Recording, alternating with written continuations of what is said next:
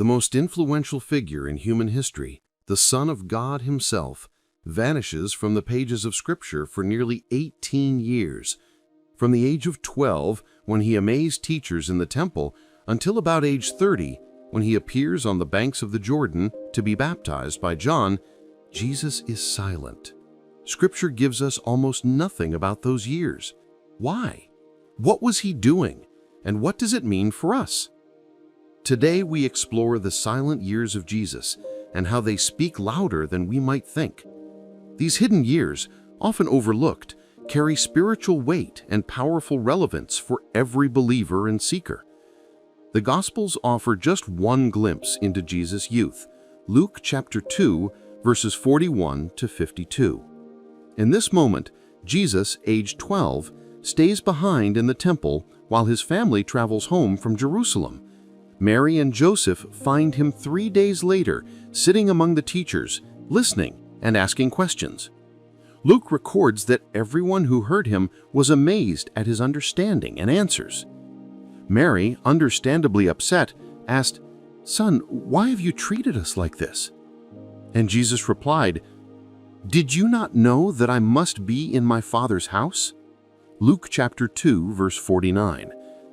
That reply, so brief yet so revealing, offers a glimpse of divine awareness and mission, even at age 12. But immediately after, Luke tells us, "Then he went down with them and came to Nazareth and was obedient to them. And Jesus increased in wisdom and in stature and in favor with God and man." Luke chapter 2, verses 51 to 52. That's it. One verse to summarize nearly 2 decades. But in that one verse, we see a life of obedience, growth, and hidden preparation. It's not silence in the sense of nothing happening. It's the quiet of a seed growing underground before it blooms. So, what did this hidden life look like? Nazareth was a small, poor village, barely mentioned in ancient records. If not for Jesus, it might have faded into complete obscurity. And yet the Son of God chose to grow up there.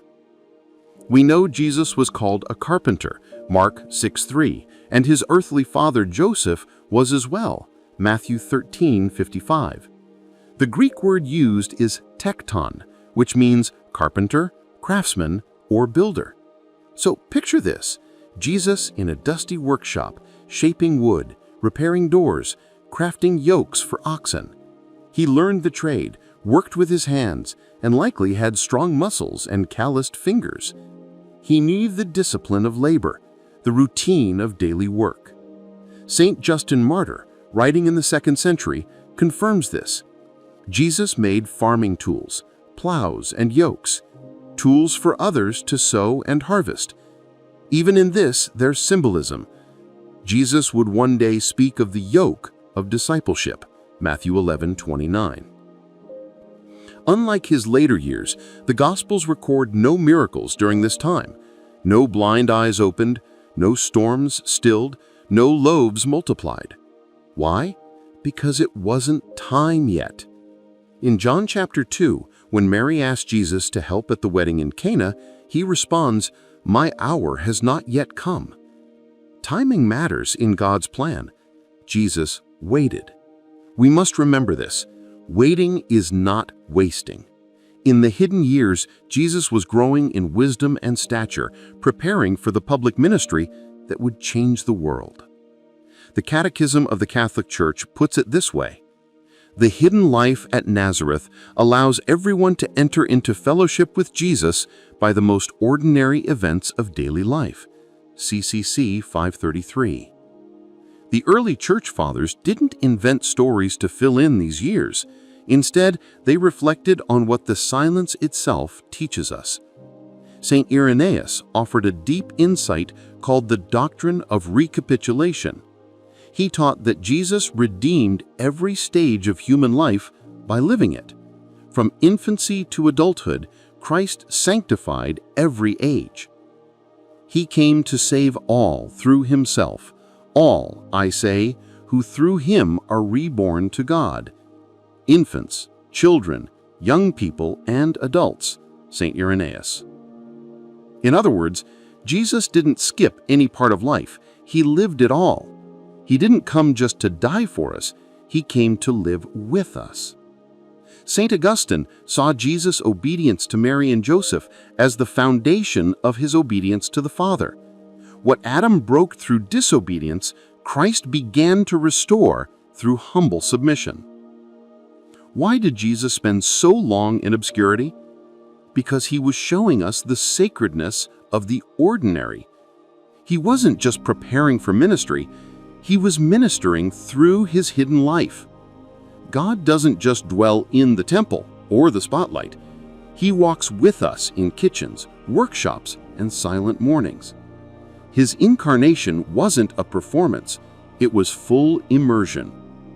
And in those silent years, Jesus practiced the Jewish faith, prayed the Psalms, attended synagogue, celebrated Passover with his family. He was forming his human soul in communion with the Father.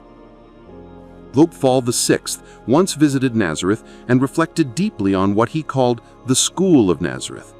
He said, "Nazareth is the school where we begin to understand the life of Jesus, a school of silence, of family life, of work." It's in Nazareth that we learn to value the quiet, the routine, the unseen acts of love. Nazareth teaches us silence is sacred, family is holy, work has dignity. We often think holiness must look radical and loud, but Jesus spent 30 years simply being faithful. Let's bring this home. Maybe you're in a season where nothing seems to be happening. You're working hard, staying faithful, but no one notices. It feels small, quiet.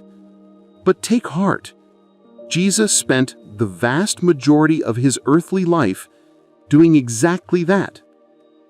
Your hidden years matter to God. Your growth, your work, your faithfulness, they're not in vain.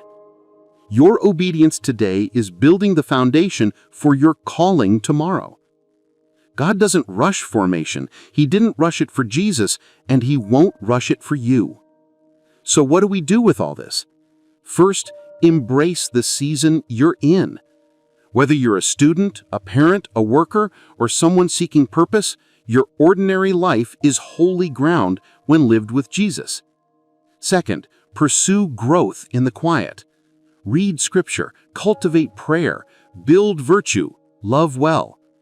And finally, trust that God is working even when you can't see it. Jesus emerged from the hidden years full of wisdom, ready for his mission. And you will too. Let Nazareth inspire you. Let Jesus' hidden life remind you that greatness begins in the quiet, and God sees what the world does not.